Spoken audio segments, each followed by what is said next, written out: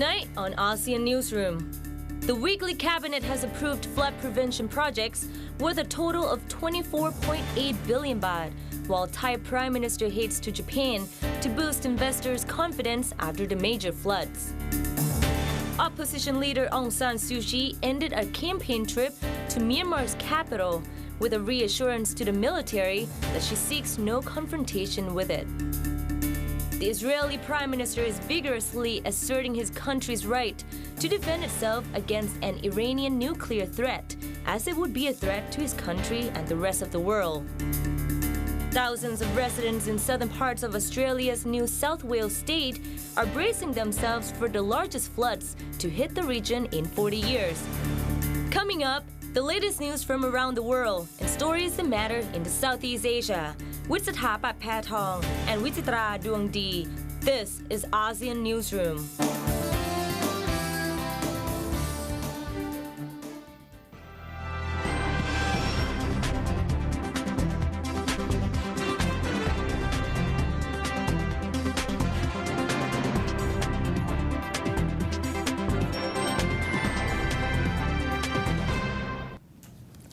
Good evening and welcome to ASEAN Newsroom Evening News Program. We are broadcasting live from Bangkok, Thailand. I am Sathapat Pathong. And I'm Wichitra Duangdi, and we begin tonight with the weekly cabinet as the Thai cabinet has approved today the flood prevention projects worth a total of 24.8 billion baht, while Thai Prime Minister heads to Japan to boost investors' confidence after the major floods.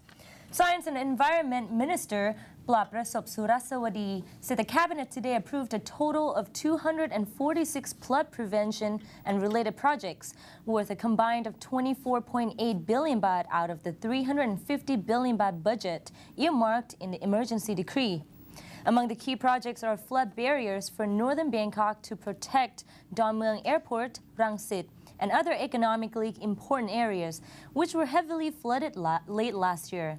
In addition, Baromarachashonani Road, Puttamonton highways leading to Nakhon Pathom and nearby provinces will be elevated to avoid flooding as happened late last year.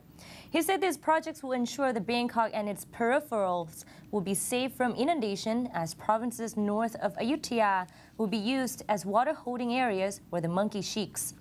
On a relating matter, Prime Minister Yingluck Shinawatra will also have an audience with Japanese Crown Prince Naruhito, as well as meet with her Japanese counterpart Yoshihiko Noda to discuss a wide range of issues covering mutual interests. She will use the occasion of the 125th anniversary of the establishment of bilateral diplomatic relations to promote the strategic partnership in terms of political ties, security concerns, the economy, and social aspects at both bilateral and multilateral levels.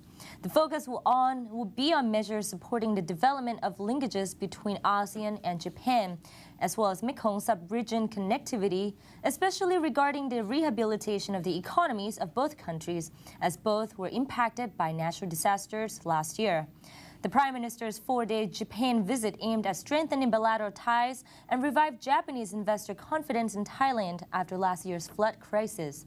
The visit of the Thai Prime Minister also coincides with the anniversary of last year's earthquake and tsunami in northeastern Japan on March 11, where she is scheduled to visit affected areas in Sendai, Miyagi Prefecture. And joining our program right now is the Democrat Party MP, Kun Kiet Amon. He will be sharing with us about the opposition leader, Kun Apisit Wechachiwa's previous trip last year to Japan. Good evening. Good evening. Thank you for joining our program. Thank you. Now, Kun Kiet, can you review for us what has been discussed between the opposition leader, Kun Apisit Wechachiwa, while he was in Japan last week? Well, this is a planned trip since November. But because of one reason or another, we have to delay the trip up to last week. Right. And the purpose of the visit is to actually seek the views and concern and comments of all those stakeholders that was involved in the flood in Thailand, and also to look at their experience in the earthquake situation with regard to the insurance issue. And on top of that, we try to see all the political leaders in the country. So this trip, we met almost everybody. We met the government representative, we met the opposition party, and we met with the business leaders, and also the insurance company that is involved in the aftermath of the flood in Thailand. Well, Kun Kiet, what are the issues that the Japanese investors are mainly concerned? Well, at this point in time, they would like to see a clear program by the Thai authority, by the Thai government, in terms of water management in general, because so far what they have heard is only the approval of budget through royal decree. That is a special power of the government.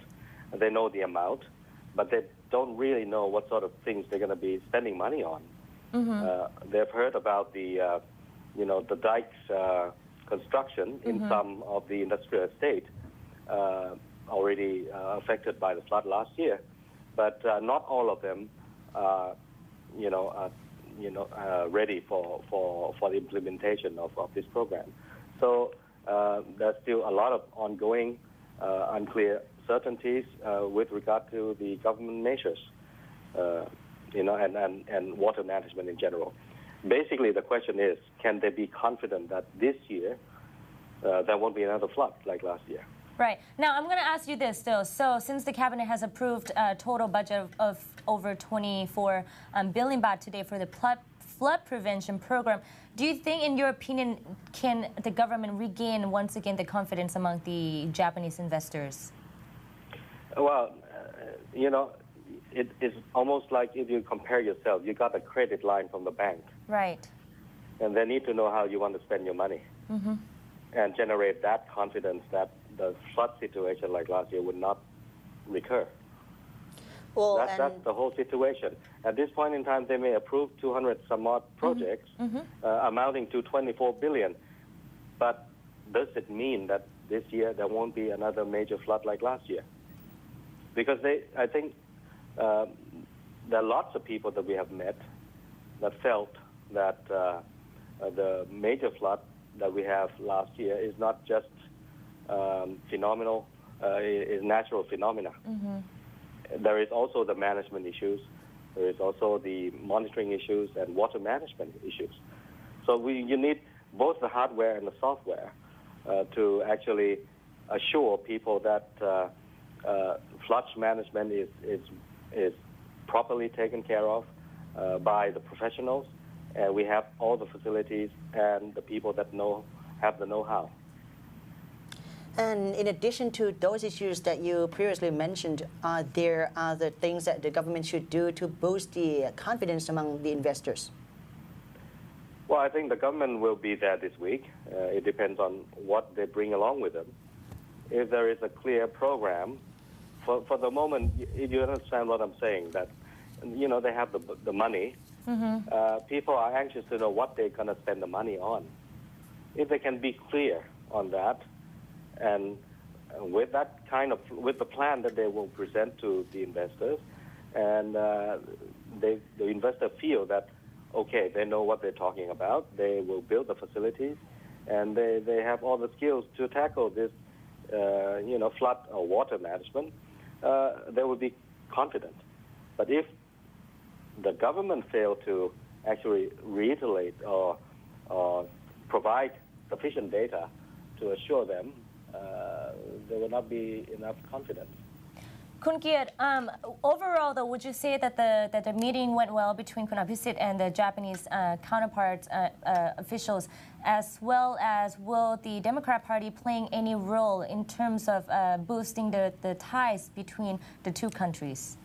When we travel overseas, we always think of the confidence building with all the people that we met.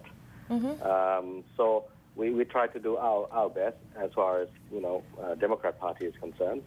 There are lots of issues that we have discussed, and obviously, for example, the government may not be able to speak as much as we can on some issues. But what we did so far, we said we believe the government, with the experience of last year, they already know the problem. We know that the plan is underway. We don't have all the details of the plan yet, But we also believe that with the experience of last year, with some